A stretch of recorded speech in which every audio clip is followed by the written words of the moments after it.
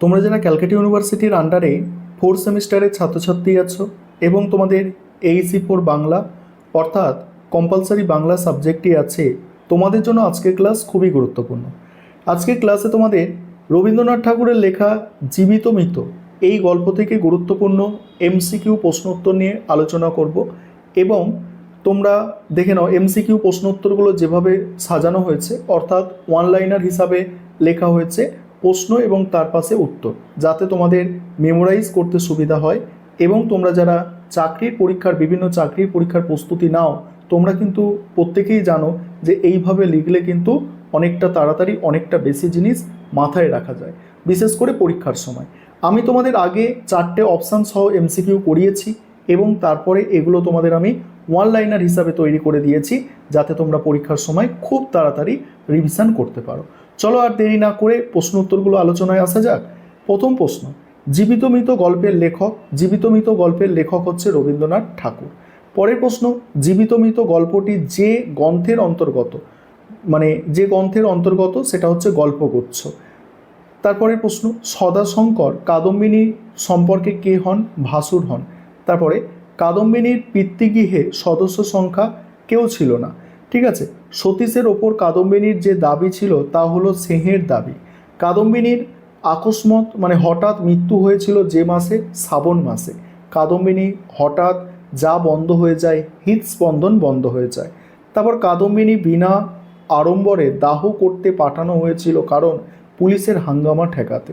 মৃতদেহ দাহ করতে শ্মশানে গিয়েছিল 4জন ব্রাহ্মণ কর্মচারী। ঠিক আছে। মৃতদেহ দাহ করার জন্য কাঠ আনতে গিয়েছিল নিতাই আর গুরুচরণ। শ্মশানে মৃতদেহ রক্ষা করে বসেছিল বিধু আর বনমালী। দেখো, 11টি প্রশ্ন এখনই আলোচনা হয়ে গেল। ঠিক আছে। তবে বাকি প্রশ্ন উত্তর নিয়ে আলোচনায় আসছি, তার আগে একটা বিষয় তোমাদের বলার আছে। তোমাদের জন্য অনলাইন কোচিং ক্লাস চলছে, তবে আমাদের সিলেবাস তো কমপ্লিট হয়ে গিয়েছে। আর এখন তোমরা চাইলে স্টাডি মেটেরিয়াল পারচেস করতে পারো। আমাদের এই পেপারের সম্পূর্ণ স্টাডি মেটেরিয়াল রেডি আছে, তোমরাও চাইলে পারচেস করতে পারো। এবং যাদের এই সাবজেক্টটা নিয়ে অসুবিধা আছে, তোমরাই কেবলমাত্র স্টাডি মেটেরিয়াল পারচেস করবে। তাছাড়া তোমরা তো যারা ইউটিউবে বরাবর ফলো করছো, তোমরা তো দেখছো আমি বেশ কিছু প্রশ্ন উত্তর তোমাদের সঙ্গে শেয়ার করেছি। দেখো, শ্মশানে অপেক্ষা করতে করতে শ্মশান যাত্রীরা অভাব অনুভব করেছিল তামাকে। কাদম্বিনী আসলে যা হয়েছিল, জীবনের ক্রিয়া হঠাৎ বন্ধ হয়ে গিয়েছিল। জ্ঞান ফেরার পর কাদম্বিনী প্রথম ডেকেছিল দিদিকে। তারপরে শ্মশানের পুষ্করণীর তীরে আওয়াজ শোনা যাচ্ছিল, ভেক ও ঝিল্লির আওয়াজ শোনা যাচ্ছিল। খুব গুরুত্বপূর্ণ প্রশ্ন, এটা PVR/CRসে দিয়েছিল। কাদম্বিনীর শ্মশানে নিজেকে যা বলে মনে হয়েছিল, প্রেতাত্মা বলে মনে হয়েছিল। পথ চলতে চলতে কাদম্বিনী সকালবেলার ডাক শুনেছিল।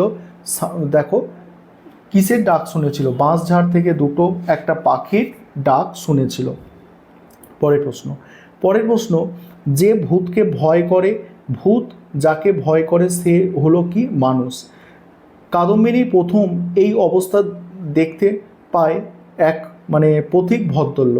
পথিক ভদ্রলোক কাদম্বিনীকে যে বলে সম্বোধন করেছিল, মা বলে সম্বোধন করেছিল। কাদম্বিনীর ছেলেবেলার সইয়ের নাম ছিল যোগমায়া। কাদম্বিনী পথিকের সঙ্গে যাওয়ার কথা বলেছিল নিশ্চিন্দপুরে শ্রীপতি চরণবাবুর বাড়ি। সইয়ের বাড়িতে কাদম্বিনী যে হিসাবে থাকতে চেয়েছিল, দাসীর মতো থাকতে চেয়েছিল। কাদম্বিনীর দুর্বোধ্য হয়ে উঠলে তার সম্পর্কে যোগমায়া মনে হয়েছিল কি? উপদ্রব। তারপরে কাদম্বিনী যেখান থেকে পালাতে পারেনি, নিজের কাছ থেকে পালাতে পারেনি। যা ভূতে ভয় পায় তারা আর যেদিকে ভয় পায় তা হলো নিজের পশ্চাৎ দিককে। কাদম্বিনীর সবচেয়ে বেশি ভয় ছিল আপনার মধ্যেই। যোগমায়া কাদম্বিনীকে যে সম্বোধন গালি দিয়েছিল, পোড়া কপালি বলে গালি দিয়েছিল।